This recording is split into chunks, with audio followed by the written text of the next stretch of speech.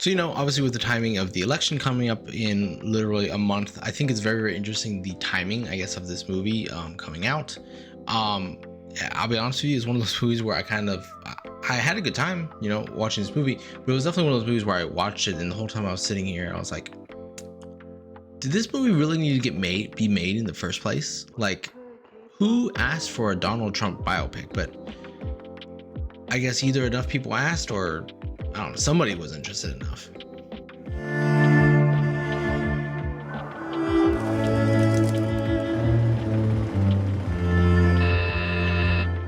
Yes. Hello, this is Donald Trump from Mr. Cohn. Thank you so much. Donald who? The Apprentice is the 2024 Donald Trump biopic by Abby Avestar, starring Sebastian Stan as Donald Trump, Jeremy Strong as Roy Cohn, Trump's lawyer and then friend and confidant, and then also Maria Bakalova as Ivanka, Trump's first wife. The movie follows a very young Donald Trump as he is, kind of under his father's wing, in the real estate business, and then he becomes friends Roy Cohn, who is a very, very powerful lawyer, is able to help the Trump family kind of get out of a legal pickle, and then able to really help mentor Donald Trump into really the man that he is today. One of the things I thought was very, very interesting as well was that a lot of the small mannerisms, hand gestures, and things like that Trump is very, very famous for now, right?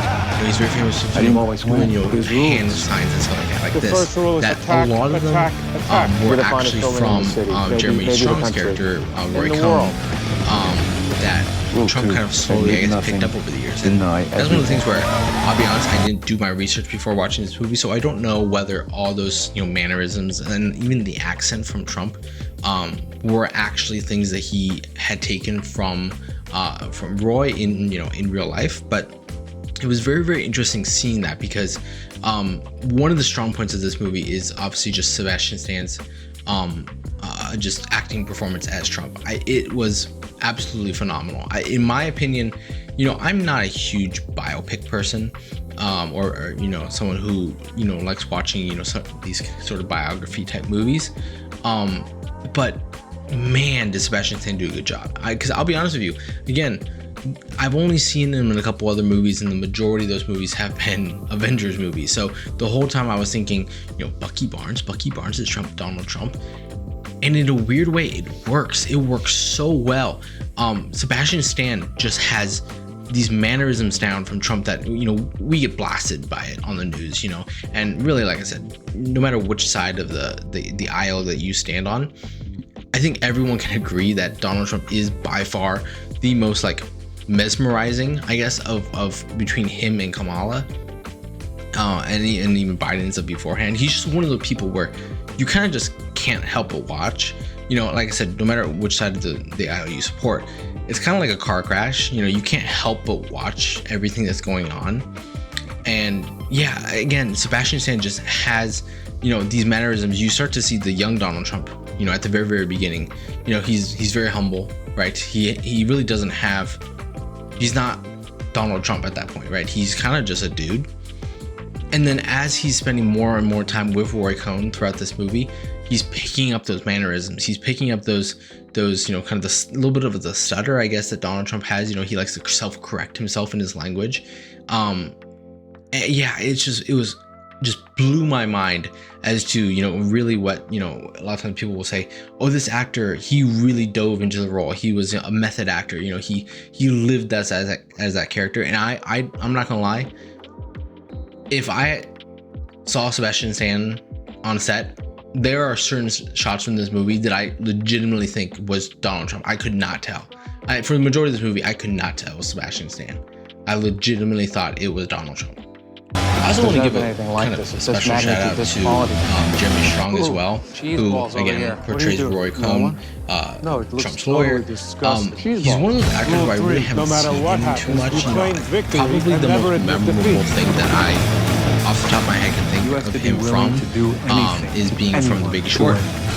Which, if you've seen that, that's a very interesting movie. It's not my type of movie, but again, not a bad biopic. But yeah, again, that's one of the only movies I can think of him from. And he's one of those actors where I feel like flies under the radars at certain times. And man, he did a really good job. And again, Roy Cohn is, to me, is not someone as memorable of a character of Trump. But he did a really, really good job, and I was really, really surprised, as well as Maria Bakalova as Ivanka Trump. She did a fantastic job as well. She wasn't in quite as much of the movie probably, as Sebastian Stan and Jeremy Strong, but the little scenes that she was in, I definitely think she embodied the character of who Ivanka was, and in a lot of ways how essential and how critical that she was to it's kind of a bit spoiler alert, I guess, of how she helped design Trump Tower, and she really helped Donald get on his feet, especially like I said, in his kind of middle to later years. And then also talking about, I guess, people that I'm not super familiar with, the director Ali Abbasi. I have not seen anything else from him, and I was blown away by, again, the film that this movie was shot on. I assume it's film because it has that kind of film grainy texture and stuff to it. It was beautiful. I thought it fit really well with kind of the story that they were going with. It's kind of like you're seeing it through the lens. You're seeing Donald Trump's life, but it's through a kind of an older, like I said, a filtered lens. I think it gives it just really helps the atmosphere of the movie. I thought that was really smart. And like I said, I'm not too familiar with Ali's filmography, but definitely something that I want to look into the future.